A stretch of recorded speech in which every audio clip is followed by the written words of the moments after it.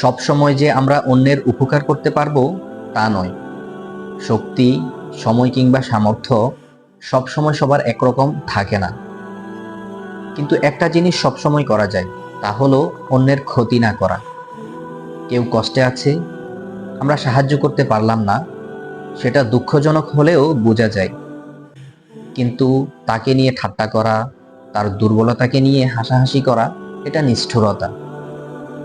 এই সমাজে সবাই কোনো না কোনোভাবে যুদ্ধ করছে, তাই যদি পাশে দাঁড়াতে না পারি, অন্তত পেছন থেকে আঘাত করা থেকে বিরত থাকি।